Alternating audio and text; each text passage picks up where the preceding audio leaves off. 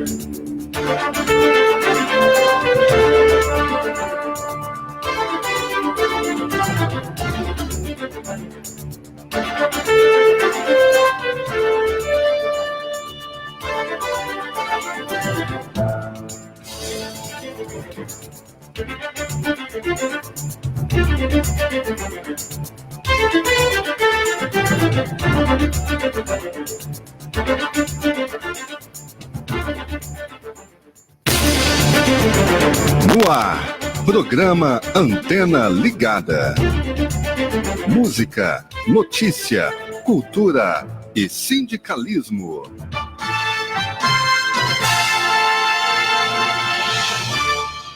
Bom dia, hoje dia 17 de fevereiro, uma segunda-feira. Estamos iniciando a semana com mais um programa Antena Ligada. Eu sou a jornalista Maísa Lima, comigo na tecla William Rodrigues. E nossas convidadas são duas sindicalistas batalhadoras, guerreiras, Fátima Veloso e Irani Tranqueira, ambas do Sindsaúde, que é o Sindicato dos Trabalhadores do Sistema Único de Saúde. As duas estão comigo aqui, mas antes de começar o programa, eu quero dar um informe para vocês. Hoje acontece a plenária do servidor público de todas as alçadas, federal, estadual, municipal. Vai acontecer no auditório da ADUF, que é a Associação dos Docentes da Universidade Federal de Goiás, que fica na 9ª Avenida, número 193, na Vila Nova. É uma programação interessante que começa às 14 horas de hoje, dessa segunda-feira, uma abertura com ato político em defesa dos serviços públicos das 3 alçadas, municipal, estadual e federal, e das empresas estatais, em defesa do Brasil e dos trabalhadores. O palestrante, que deve começar a falar por volta das 15 horas, é o Rudinei Marques. Ele é auditor fiscal da Controladoria Geral da União, doutor em filosofia, presidente da Unacom Sindical e do FONACAT. Então, provavelmente, vai estar falando desse desmonte que está acontecendo em todos os níveis, em termos de serviço público, né? O servidor público virou o vilão para esses governos que estão à frente das gestões públicas no Brasil, especificamente Ronaldo Caiado, do DEM, aqui em Goiás, e Jair Bolsonaro, sem partido, na alçada federal. Mas vamos começar, então, a nossa entrevista. Bom dia, Fátima. Bom dia a todos os ouvintes da Rádio Trabalhador. Eu quero aproveitar aqui para agradecer as felicitações que muitos e muitas ontem fizeram a gentileza de me cumprimentar pelo meu aniversário. Falando nisso, parabéns para a Fátima, né? Obrigada.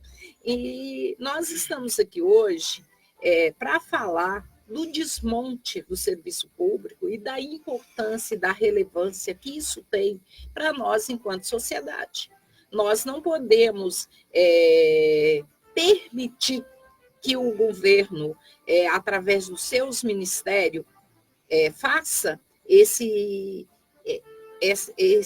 ataque aos servidores públicos, pois são os servidores públicos que ganham, na sua grande maioria, menos de R$4.000, que carregam o serviço público.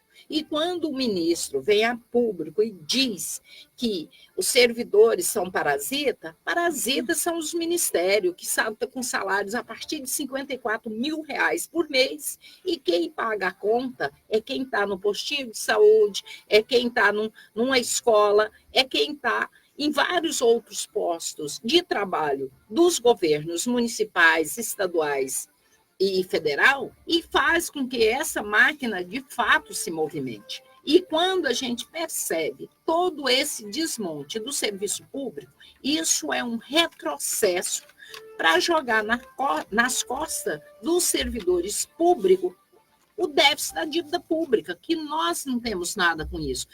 Muito pelo contrário, nós ficamos ali entre a população que quer o seu atendimento e é devido a ela, pois essa população paga os impostos, e nós, servidores, na maioria das vezes, fazemos atendimento em condições precárias, porque não temos as condições ideais de atendimento a essa população. Então, esse programa, ele é muito bom nesse sentido, de alertarmos a população para que o que está em jogo não é servidor marajá. não é servidor que tem altos salários. Esses vão continuar. Aí com apoio do Judiciário, da Câmara Federal, né, do Senado Federal. O que está em jogo é o seu atendimento em vários pontos de atendimento de serviço público que são necessários e que você não terá, porque, na verdade, eles querem pagar mais caro, porque não querem servidor comprometido com esse atendimento. E é isso que nós estamos aqui hoje, para falar disso, para falar desse desmonte das políticas públicas e, principalmente, da violência às mulheres. Tá certo. A gente começa dando um bom dia para nossos internautas, nossos ouvintes. Márcio Mendes entrou, Gilson Queiroz entrou, estão acompanhando o programa, muito obrigada pela audiência. Bom dia, Irani. Irani também vai estar aqui hoje para falar sobre o Conselho Municipal dos Direitos da Mulher, que vai ter nova direção a partir do dia 9 de março, não é assim, Irani? Bom dia, Maísa. Bom dia. Bom dia, Willy, Fátima e todos os ouvintes da Rádio Trabalhador. Exatamente, Maísa. E assim, como já foi aqui elencado pela Fátima, né, essa falta de recurso, né, traz toda essa problemática, né, e essa dificuldade. E nós, mulheres, que preocupamos tanto, né, com a sociedade, preocupamos com a família, esse Conselho Municipal dos Direitos da Mulher, que já existe aqui em Goiânia há mais de 15 anos, iria tomar posse no dia 10 agora de fevereiro. E aí, por dificuldade de documentação, por falta de tempo, as mulheres não conseguiram, né, essa documentação a tempo, então a gente resolveu, né, adiar para o dia 9, né, de março, um dia após o Dia Internacional da Mulher, e também esse dia já vai ser considerado um ato, né, das mulheres. Então, esse conselho existe, ele, né, luta em favor das mulheres, né, aqui do município de Goiânia, e é um conselho formado por mulheres da sociedade civil e governamental. Então, são 11 mulheres, né, paritário, né, 11 mulheres da sociedade civil e 11 governamental. Então, assim, e a gente quer estar aqui convidando todas as mulheres, né, para essa posse e também para que as mulheres fiquem atentas a todas essas movimentações, esses atos que vão acontecer, não só no Dia da Mulher, mas também no mês da mulher. Né? Porque a mulher é todos os dias, a mulher é todo momento, toda hora. Quais serão as atividades desse conselho? Que tipo de atividades ele desenvolve?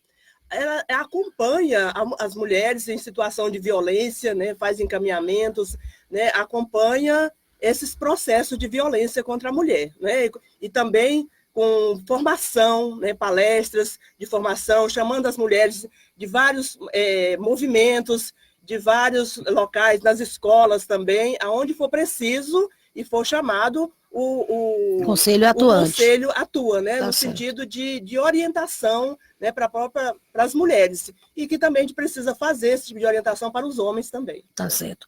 Fátima, falando em defesa do servidor público, defesa da mulher, a Confederação Nacional dos Trabalhadores em Seguridade Social, a CNTSS, da qual você participa da gestão nacional da CNTSS, está lançando uma campanha, né? A campanha nacional por concursos públicos e contra a precarização do trabalho no SUS.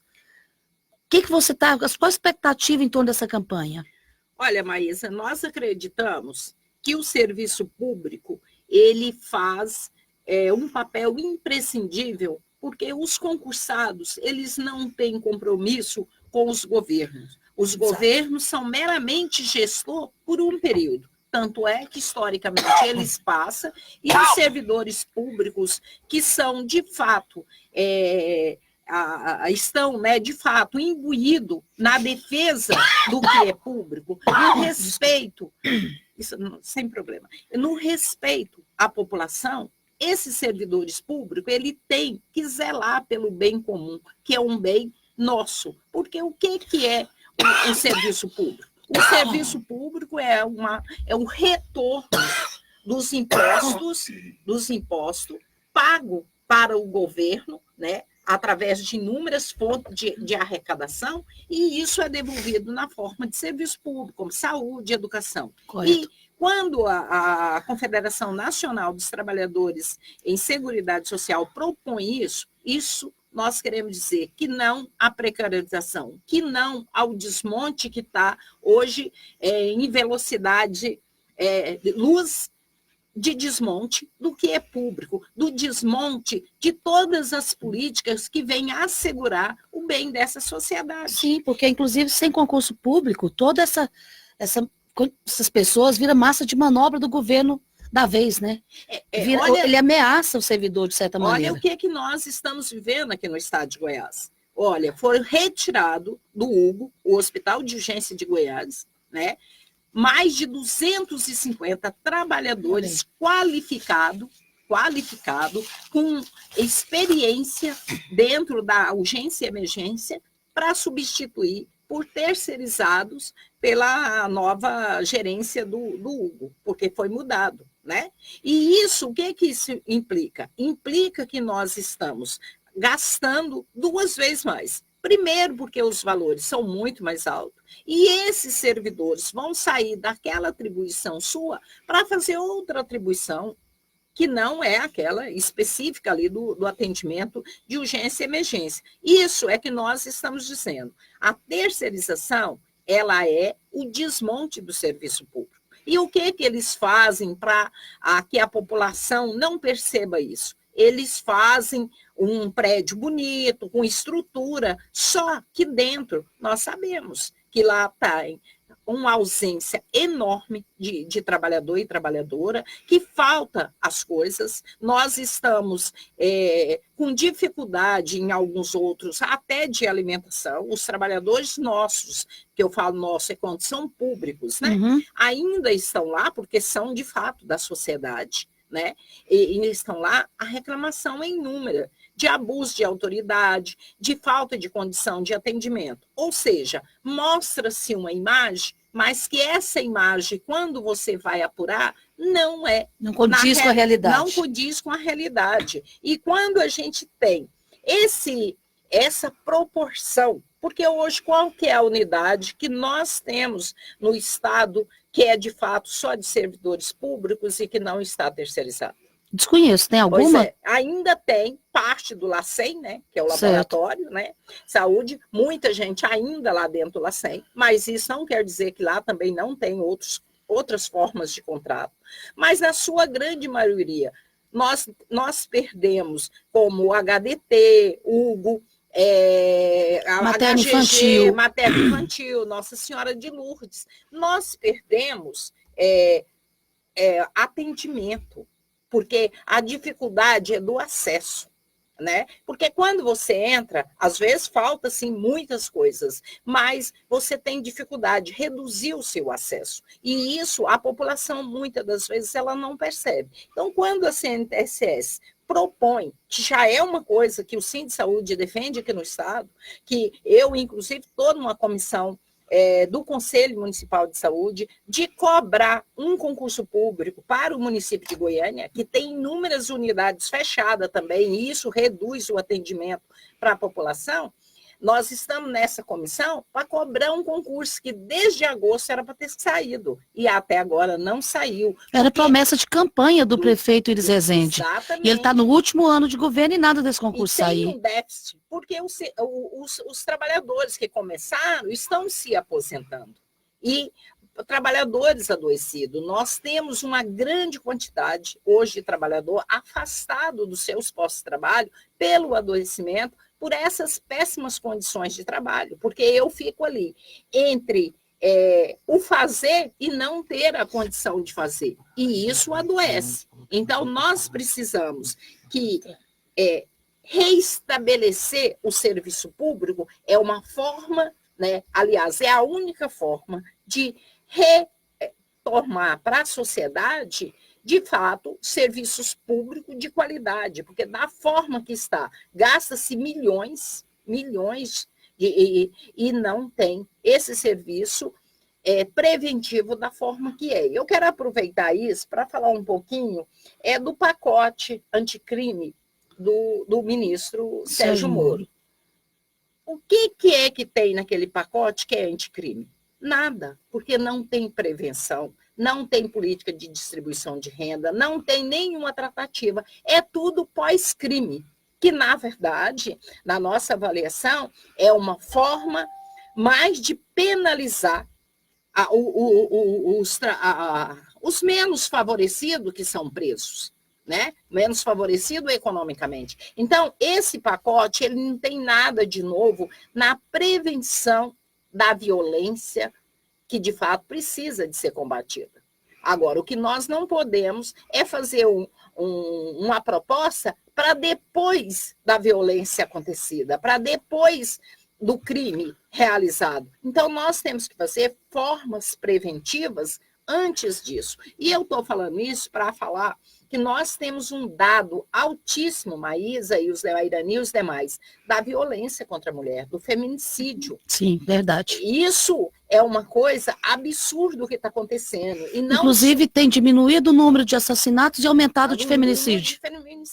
Ou seja, nós mulheres não estamos seguras em nenhum lugar. A cidade não foi feita para nós, o campo não foi feito para nós, porque todos os lugares nós somos vítimas dessa violência. E nessa sequência de violência, as mulheres são as maiores vítimas, não só de feminicídio, mas também da violência doméstica, a violência doméstica, a violência econômica, a violência patrimonial e a violência psicológica. Porque muitas das vezes o cara não te deu um tapa, não te puxou os cabelos, mas basta um olhar dele para você sumir, para você não ter coragem nem de abrir a boca. Nos cala com um olhar ameaçador. E isso nós precisamos discutir, e como a Irani colocou, nós também estamos num processo. Amanhã vai acontecer a Assembleia Eletiva das novas entidades da sociedade civil, que vão compor o Conselho de Direito da Mulher. Porque o que é importante esse conselho? Esse conselho foi uma conquista nossa lá em 1999 a 2000, que o conselho foi instituído. E esse conselho, exatamente para fiscalizar as políticas públicas, para cobrar o investimento. É uma participação efetiva da sociedade civil nessas políticas, né? Nas políticas que fazem as tratativas das mulheres. Você vê, o estado de Goiás não tem nenhuma casa-abrigo que é do governo. A única casa-abrigo que nós temos aqui é o CEVAM, que é uma ONG. E isso nós cobramos, porque nós precisamos, e Goiás assinou um pacto pela a não violência às mulheres, uma campanha que está esparramada aí, mas que também não foi discutida com a sociedade civil. E essa tratativa, ela precisa de passar tanto pelo Conselho Estadual de Direito da Mulher, quanto pelo municipal, quanto pelo nacional, porque o que tem a nível nacional também é o desmonte da Casa da Mulher Brasileira. Os recursos para combater a violência contra a mulher, né, Irani? Também é um problema. Está ficando sem recursos? Não, sem recurso isso. O que foi construído não tem profissional qualificado, não tem as estruturas devidamente montadas, porque não basta eu ter lei. Nós temos várias leis muito boas, a Lei Maria da Penha, nós temos a lei do feminicídio, nós temos a lei do minuto seguinte, nós temos a lei do constrangimento. Mas isso sem estrutura, sem pessoal qualificado, como que é que as mulheres vão ter acesso a isso? Então, todas essas políticas de enfrentamento à violência, elas precisam de ser debatidas com a sociedade. A sociedade precisa se apropriar desse conhecimento para que, de fato, essas políticas sejam asseguradas. Porque não basta ter a lei, ela tem que ser cumprida. Tá certo. E eu puxo a conversa agora para a Irani, porque tem uma história preocupante acontecendo em Goiânia, no município de Goiânia, que é a portaria 214, né, Irani? Ela fecha unidades de atendimento do Núcleo de Atenção à Saúde Familiar. O que vai ser extinto junto com essas unidades? O que a população deixa de ter acesso? A palavra já disse, né? Deixa de ter acesso. Quando a pessoa deixa de ter acesso, muitas mulheres vai aumentar o sofrimento, porque às vezes, o maior sofrimento às vezes não é quando a mulher está doente, é quando o filho dela está doente. E hoje em Goiânia a gente vê que tem praticamente 4 a 5 CAIs fechados para reforma. Né? E tudo ao mesmo tempo, fecha tudo ao mesmo tempo. Tá igual o trânsito de Goiânia, né? Que fechou para poder fazer essas mudanças no centro de Goiânia e que trecho que você andaria 15 minutos, você está gastando 1 hora. Né? Então, com isso, por exemplo, o CAI Chácara do Governador, ele está fechado para reforma, a gente não sabe quando que vai reabrir. E aí as pessoas que usam o cais naquela região estão indo para o cais Amendoeira, para o cais Novo Mundo, né? E essas unidades fechando é um sofrimento de toda a população. E os grandes hospitais, como já foi dito, que estão aí terceirizados, igual o HGG, o Hugo, né, que as pessoas, no último caso, correm para essas unidades e elas são reguladas pelo município. E aí, o que é que essa população vai fazer? Né? E aí a gente vê, tem uma portaria 2196, de 22 de agosto de 2019, que suspende a transferência de recursos financeiros do piso fixo de vigilância em saúde e também do piso variável de vigilância em saúde. Então, tudo isso é só contenção de recursos. E aí, esse dinheiro está sobrando para alguém, né? Para alguém que não é os parasitas, né? Como disse o governo, que são o servidor público, que já está aí com 9 anos sem database. 9 anos. 9 anos sem database. Isso é um impacto considerável, né, nos vencimentos do servidor público. Isso, sem fazer concurso, como a semana passada eu estive lá na prefeitura, lá no Paço Municipal, né? Mas a Luzinéia, secretária do Cine Saúde, nós fomos lá e aí a gestora de recursos humanos informou que vai sair um concurso, só que a gente não sabe a quantidade de vagas, né, se vai preencher todos os serviços, isso não nos foi mostrado, só disse que vai acontecer. Né? E aí, outra coisa grave, Maísa, é que agora, em 2020, com o consenso do Conselho de Saúde de Sergipe, aprovou a terceirização de serviço de atendimento móvel de urgência, o SAMU, né, lá em Sergipe. E isso tudo vira moda, em tudo quanto é lugar. É só um laboratório, depois começa a aplicar, né? Começa a aplicar em todos os lugares. Então, assim, essa terceirização, como já foi dito aqui pela Fátima, gente, como tem piorado o serviço. Então, as pessoas... Inclusive, essa piora, o Cine Saúde a denunciou lá no começo. Eu me lembro quando foi feito um estudo pelo DIEESE, mostrando os valores que eram aplicados na saúde, que aumentou consideravelmente o valor aplicado, em contrapartida, não aumentou o número de atendimentos. Não aumentou. Né? As pessoas, pelo contrário, houve até uma redução, né? Exatamente. Muitos aditivos, né? E aí é o seguinte, tira um jardim do lugar, coloca em outro, pinta uma parede, faz isso. É o que a Faixa estava falando, só fica bonitinho por fora. Bonitinho. E muitas vezes não fica bonitinho o prédio todo, só fica bonitinho até onde a população consegue enxergar. Né? Aonde às vezes realmente precisa de fazer uma reforma, às vezes a reforma não acontece. Né? E a população está sendo lesada, está sendo enganada, porque não é falta de dinheiro, porque ninguém deixou de pagar imposto, ninguém parou de pagar IPTU, IPVA e todos os impostos. Né? Em tudo, né, nós pagamos impostos. Então, alguém está... Para onde está indo esse dinheiro, né? Dinheiro no caso das unidades do NASF, o que está extinguindo? Consultórios de rua, agentes comunitários de saúde, equipe de saúde bucal, unidade odontológica móvel, ou seja, serviços que são fundamentais para a população, deixa de acontecer e para onde esse dinheiro vai? E também, assim, poucos trabalhadores, como a gente disse, a necessidade de se colocar, de fazer concurso, porque, assim, são poucos trabalhadores para prestar esse pouco serviço à população. Então, o trabalhador fica cansado, fica desmotivado, né, porque não tem os seus reajustes, as suas correções a tempo, né?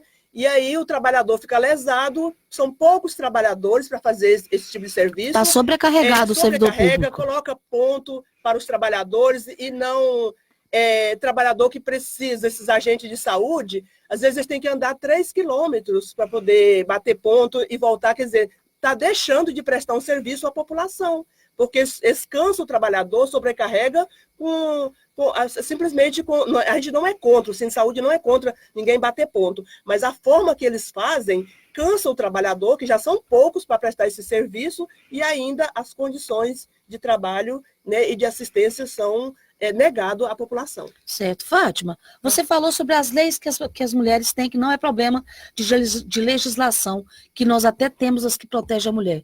Você citou uma que é pouco conhecida, eu queria que você falasse um pouco mais sobre a lei do minuto seguinte.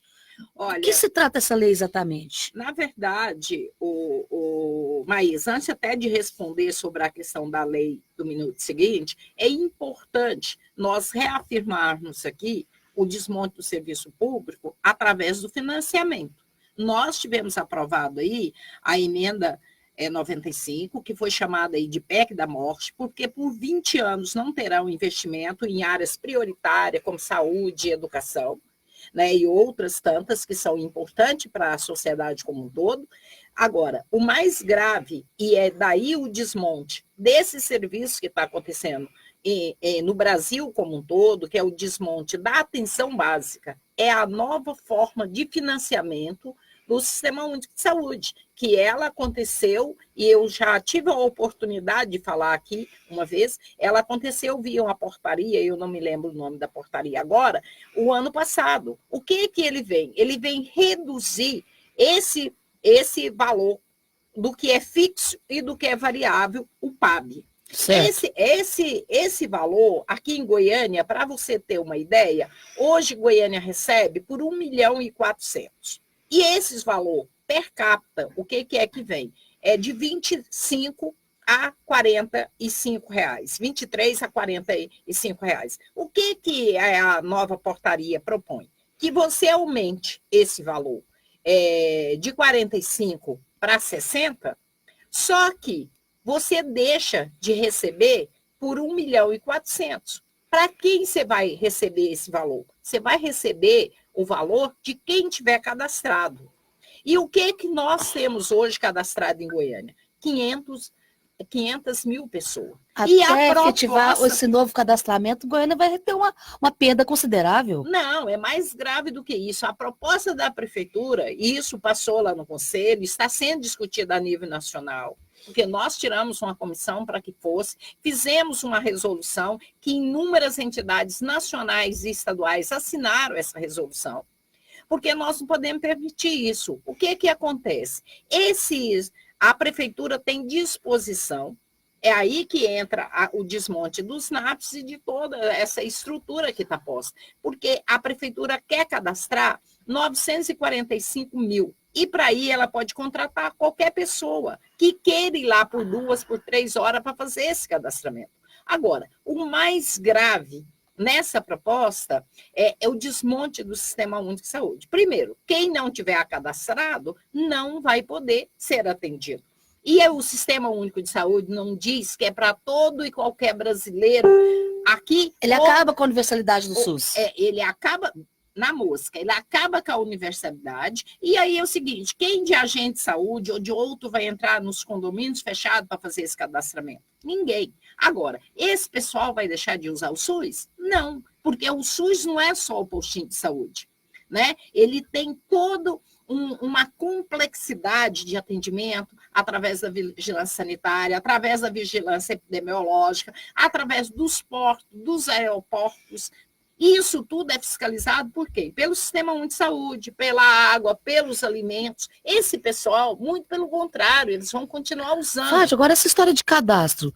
O censo, o IBGE, já faz o levantamento do censo. Já não mostra especificamente quantas pessoas moram naquela cidade, naquela região. Qual a necessidade do cadastro? Não é mais do mesmo? Pois é, aí que você vê como que... Eu costumo dizer o seguinte, quando as pessoas, quando os governos, as pessoas não, quando os governos querem prejudicar os trabalhadores, a população, a primeira portaria eles não discutem, eles auto-aplicam. Quando é para beneficiar um trabalhador, uma equipe, aí todas as dificuldades de cumprir. Caso é o dos agentes de saúde. Por exemplo, eles têm um piso e que em alguns municípios ainda não cumpre o piso, porque o piso veio dividido de 3 vezes, né? E isso tem trabalhador que nem recebeu o retroativo de 2019. Então, assim, é uma forma de burlar a lei. Se ela é da minha conveniência, eu aplico de imediato. Se não, eu dificulto o máximo até que você entre na justiça e nós sabemos todo o período. Agora, eu queria falar da lei do minuto seguinte, que foi a sua pergunta. Bem, essa lei, antes a gente precisava de comprovar quanto você foi vítima de um estupro, de uma violência. Com a lei do minuto seguinte, a sua palavra vale. Entendo. Você não precisa, porque o que as mulheres passavam? As mulheres eram agredidas, primeiro elas tinham que ir para uma delegacia, depois para o IML, para depois para um posto de saúde. Agora não. Com essa lei, é de imediato. Ela vai para o posto de saúde e a sua palavra vale lei. Porque você tem, no caso de estupro, principalmente, você tem profilaxia, que tem o tempo correto para você fazer. Caso você não faça, você pode ser infectada com doenças mais graves, porque as pessoas às vezes ficam muito preocupadas com a gravidez. E não é só a gravidez. Se a pessoa tem doenças sexualmente transmissíveis, a mulher está exposta a isso. Então, essa lei, ela veio facilitar a vida das mulheres, que vai direto para uma unidade de atendimento, ela é atendida, aí sim, depois ela vai fazer o boletim de ocorrência e ela vai para o IML. E falando em IML, Marisa, nós e os demais, nós temos uma dificuldade enorme, porque nós temos muitos municípios que não têm IML. Nós temos algum que funciona 2 ou 3 dias. Se uma mulher for vítima de violência, ela não tem nem o IML para fazer. Não tem nenhuma delegacia especializada, né, Fátima? São 24 municípios só com delegacia especializada. 24, e na maioria delas nós sabemos que não funciona na sua totalidade. Por isso, o que eu disse, as leis, elas são importantes, mas qual é a garantia que nós temos delas funcionarem? Porque a delegacia especializada, ela tinha que ter, pelo menos, aonde tem uma delegacia civil. Porque quando você vai numa delegacia civil narrar uma violência, muitas das vezes você é novamente violentá-la ali dentro por falta de compreensão dos profissionais, principalmente se forem homens. Porque aí dá a culpa para a mulher. Que roupa você estava usando? Você provocou? Onde você estava? Que horário você estava? Qualquer horário. Como se a gente não fosse cidadã e não tivesse o direito... Criminaliza a vítima, né? Você, de vítima, você vira ré. Porque são, na grande maioria, homens que estão nesses espaços. Aqui em Goiânia, nós temos uma coisa boa, mas cresceu muito o número de delegadas. Agora, não é o fato de ser mulher que você está sensibilizada para atender. Lógico que a gente vai ficar mais à vontade, mas mesmo assim, em muitos casos, isso não é considerado. E você já está constrangida. Tem gente que está mulheres que estão tão assustadas, tão nervosas, que muitas das vezes elas não conseguem expressar. E não é para menos.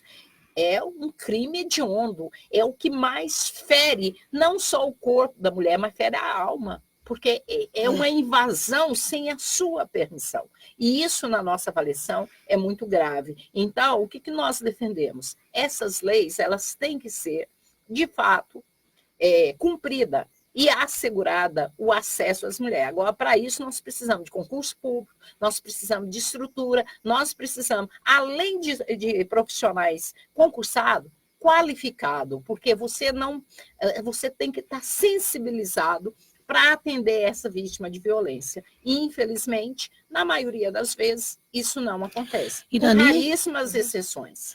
É verdade. Irani, você, enquanto membro do Conselho Municipal dos Direitos da Mulher, tudo isso que a Fátima está falando é um desafio para o Conselho, né?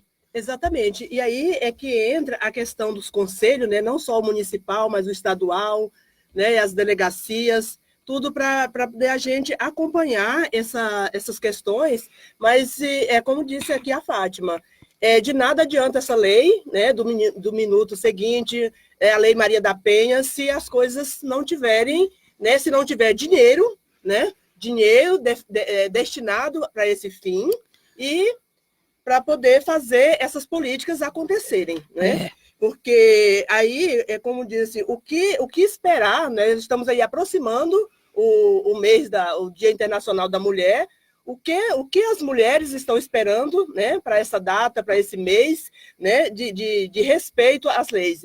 Então, aí nós temos aí uma ministra da Mulher, né? A ministra da Mulher, Família e Direitos Humanos, né? A ministra Damares, e que assim, ela está muito preocupada, né? nas suas falas, nas suas posições, simplesmente com a questão moralista. Né?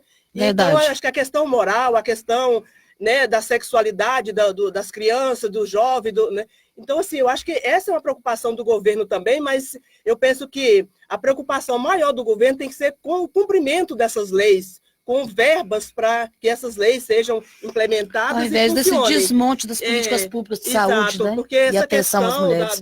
essa preocupação moralista, isso é uma questão que deixa para as famílias. Acho que a família ela tem esse papel, tem essa obrigação, a igreja também de orientar, e o governo ficaria mais, né, a cargo de cuidar das políticas, né, da prevenção contra a violência.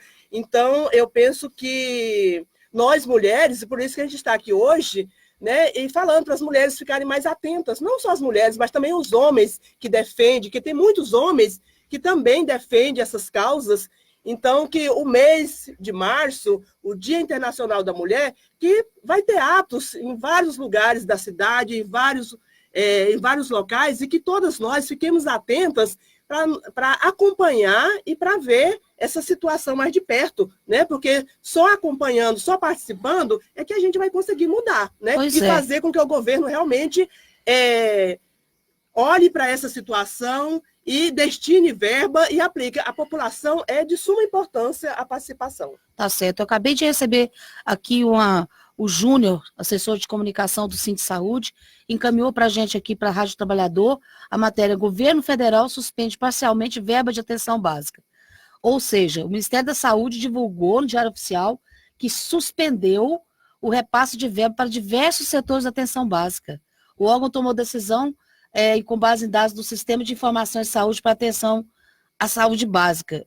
Olha só, além dos agentes comunitários de saúde, a matéria diz que a medida atinge outros setores como equipes de saúde bucal da família, equipes de saúde bucal, núcleo ampliado da saúde da família e atenção básica. Meu Deus, é um desmonte, como se, em regra, Fátima. Olha, eu queria, antes de falar isso, falar um dado importante aqui, que é da ONU Mulher. Obrigada pela dica, Júnior. A ONU Mulher, ela fez um levantamento e a ONU Mulher, ela faz essa pesquisa da violência contra a mulher no mundo todo. Certo. E o que ela traz nessa informação? Que o número de violência, ele aumentou, portanto que a violência contra a mulher é uma epidemia, e nós sempre tratamos... Essa é a palavra, né, Fátima? Epidemia. Nós sempre tratamos a violência contra a mulher aqui como uma questão de saúde pública. E traz um dado, eu quero colocar esse dado aqui, porque em 2019, a taxa de feminicídio ela cresceu 13%. 13%. Entretanto, enquanto as mulheres são mortas, meninas e mulheres sofrem estupro coletivo 10 ao dia. E aí a gente viu no Rio de Janeiro, em vários outros estados, isso acontecendo. Agora, você imagina uma menina passar uma experiência dessa, qual que é o comportamento dessa menina pro resto da vida? Porque vocês lembram que no Rio de Janeiro teve várias em sequência. Sim. Agora, isso não acontece só lá. Esses estupros coletivos, eles acontecem em vários outros lugares. E isso é muito preocupante, porque estupro coletivo, ele só acontece pelo desmonte das políticas públicas promovida por esse desgoverno que nós estamos vendo. E isso nós precisamos de fazer tratativa, porque quando eu tiro, igual o Júnior nos informa aí, esses financiamentos na atenção básica, aonde que qualquer vítima faz o primeiro atendimento, qualquer mulher, seja uma febre ou um estupro, é no postinho de saúde. Quando você é vítima de violência doméstica, quem é o primeiro que vai tomar conhecimento disso é o agente de saúde, que convive naquela área, que tem um elo de ligação com aquela família, que vai fazer essa abordagem. Esse primeiro atendimento. E pode ser uma doença infecto-contagiosa, que também será ele que vai fazer. Agora, o processo da saúde, pela sua complexidade, a violência que isso está causando ao não ter financiamento, porque o que está posto é que a saúde hoje é mercadoria. Quem puder pagar, terá. Quem não puder, vai ficar aí. Fica a própria sorte. Os miseráveis, os desvalidos, que antes eram santas casas de misericórdia, que atendia. Agora, o que é importante a gente refletir? Nós temos hoje milhões de pessoas desempregadas. É mais, o número de desempregados é maior do que a população da capital de São Paulo. São Paulo, capital. São mais de 13 milhões de desempregados. Aonde que esse povo que está desempregado vai procurar atendimento se quem está empregado tem plano de saúde? Alguns, nem todos. Aonde que eles vão procurar esse o Sistema Único de Saúde. Único de Saúde. Agora, com esse desmonte, o que é que nós temos para a população? Nada. Vai aumentar o número de mortes, o número de filas na porta de hospital. Isso é o mínimo. Agora, nós sabemos que não é só isso. Ele não tentou tirar o IPVA, que é uma forma também de financiar o SUS. O DPVAT, né, no caso. Desculpa, IPVA não, DPVAT. É tanto imposto que a gente se confunde. Tirou o DPVAT. Fez primeiro que ia tirar, depois não conseguiu, porque a grande parte desses recursos que nós pagamos, ele vem para o Sistema Único de Saúde. Agora, ao suspender esses financiamentos, a gente corre um risco, e nós já vivemos isso ano passado, que é o de não ter vacina, que é a proteção maior da população. Nós estamos aí com uma epidemia de sarampo que tinha de novo, sido, né? Que tinha sido debelado. Tinha sido erradicado. Agora o sarampo volta. Aí voltou a campanha agora, porque estão nesse momento mundial aí do coronavírus. Né? Agora, nós precisamos, enquanto profissionais de saúde, enquanto população, saber que a política pública ela é uma garantia do atendimento da população. É um direito constitucional. E o que eles estão fazendo? Um desmonte permanente para que você não esteja o atendimento. Hoje eu mais a Irani estava descendo, nós ainda comentamos sobre aquela frase que está lá no Centro Administrativo de Goiás sobre a violência que o governo do estado colocou. A primeira vez você se choca, depois você vai passando, você acostuma. É isso que está acontecendo com a população. Ela está acostumando a não ter direito.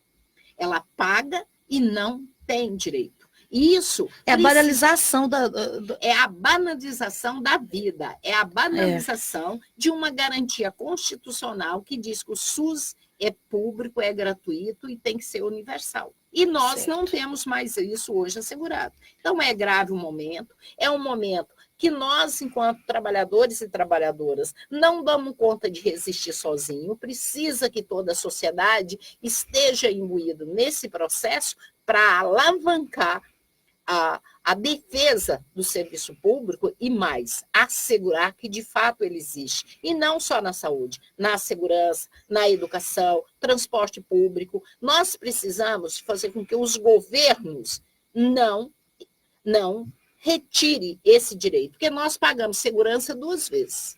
Nós pagamos através dos impostos, se nós quisermos, nós temos que contratar.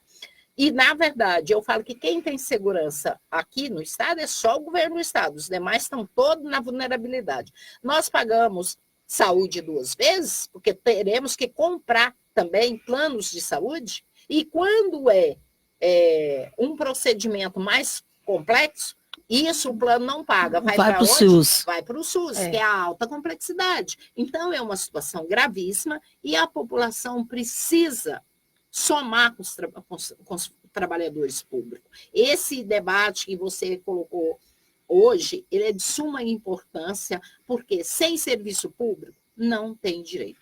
E só para reforçar o debate a qual a Fátima está se referindo, é a plenária do servidor público estadual, municipal e federal, que acontece hoje, segunda-feira, dia 17, lá no auditório da ADUF, que é a Associação dos Docentes da Universidade Federal de Goiás, e que funciona na 9ª Avenida, número 193, Vila Nova.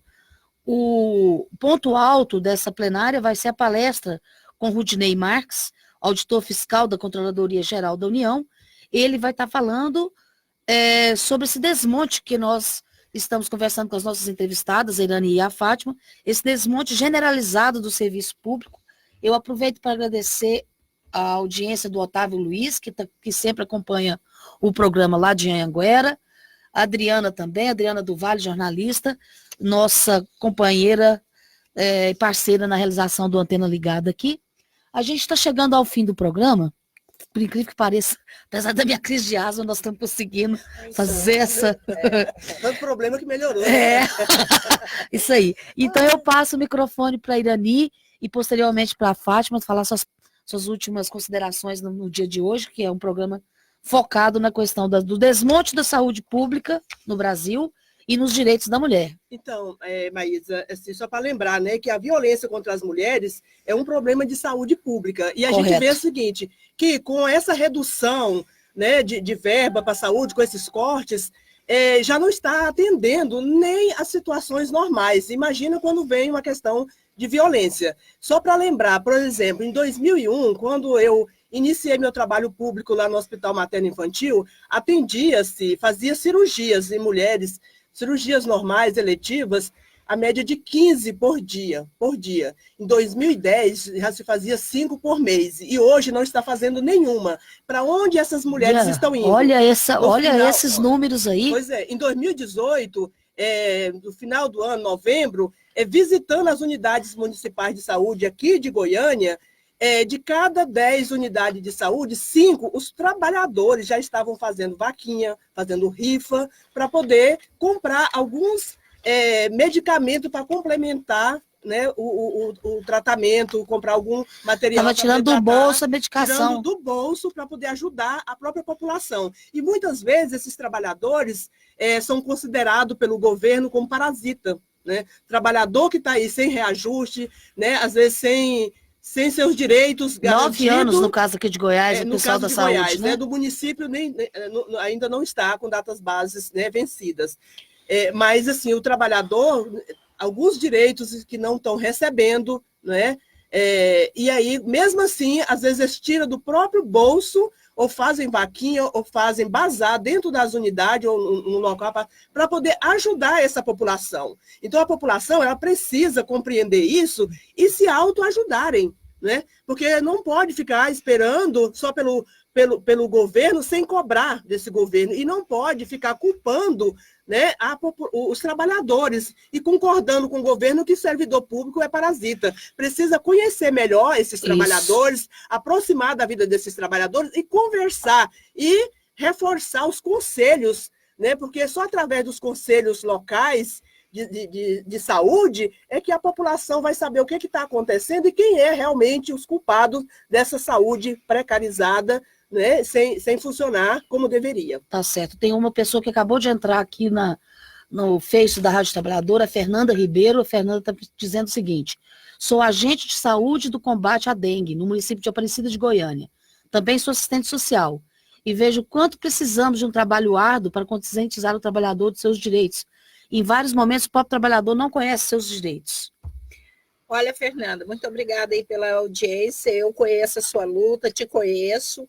Nós sabemos que os nossos direitos, ele vem num histórico crescente até 2016. Nós viemos ampliando, juntamente com a sociedade, pela transformação, por democracia, nós fomos ampliando os direitos. E não são poucos os direitos, porque nós fomos capazes... É uma luta, né, Fátima? Com a nossa organização dos trabalhadores, nós fomos capazes de construir um salário mínimo, que é o mínimo que a classe trabalhadora aceitou no decorrer dessa história, né? Mas nós sabemos também que esse salário hoje, ele não representa aquilo que o artigo 5º da Constituição assegura.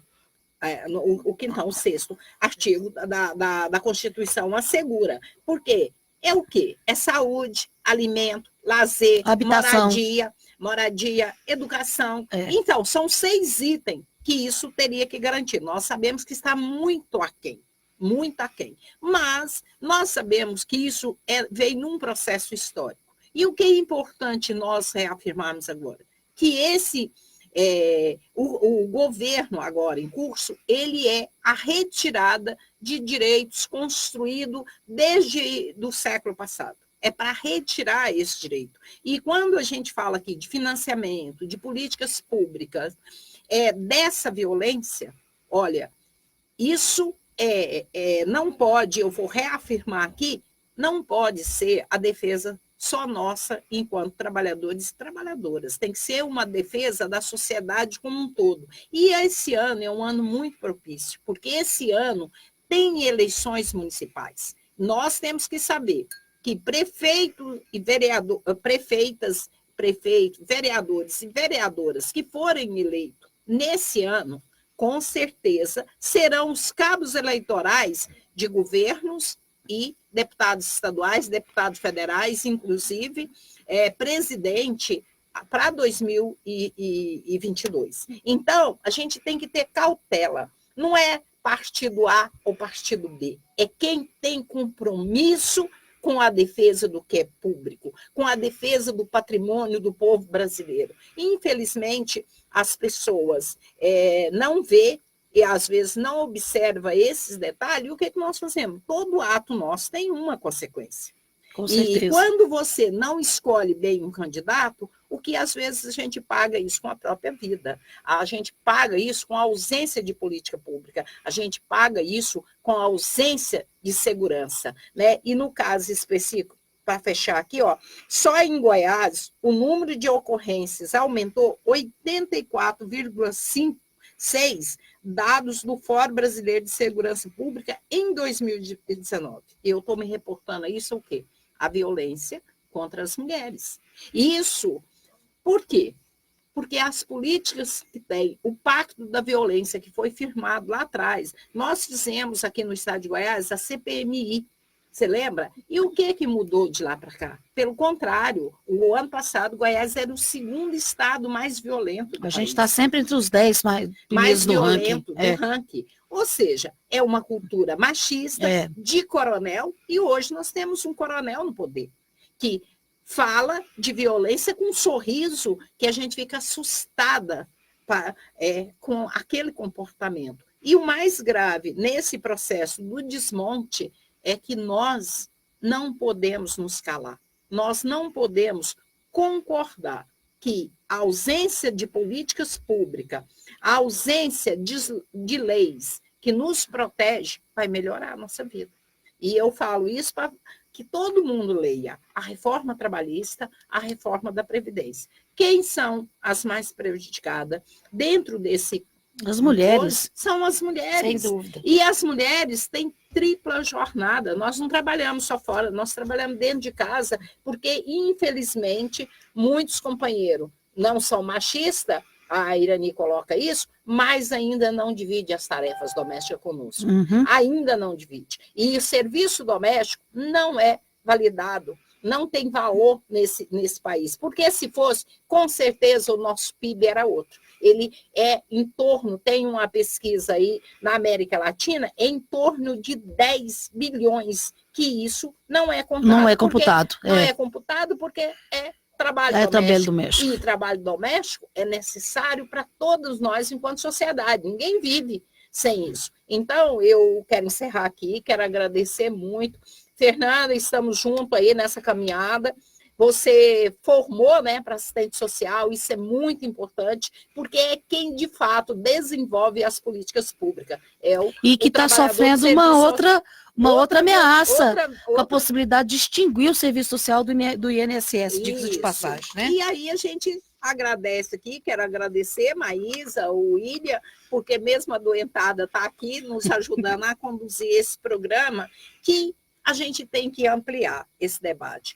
Nós temos que ampliar com mecanismos alternativos, com mídia alternativa, e a Rádio Trabalhador é uma mídia alternativa. Nós precisamos de fazer com que a grande mídia deixe de fazer nós, os servidores, a sociedade como um todo, seja fantoche das falsas informações, dos fake news e da política que interessa para quem ganha muito. Mas nós, aqui do andar de baixo, estamos fadados a não ter, né, os atendimentos que nós merecemos, não ter o serviço público que nós temos o direito a ter. Enfim, é uma grande caminhada que nós temos que fazer, mas estamos dispostos a continuar aí defendendo o que é bom, o que é justo, e o serviço público está nesse rol.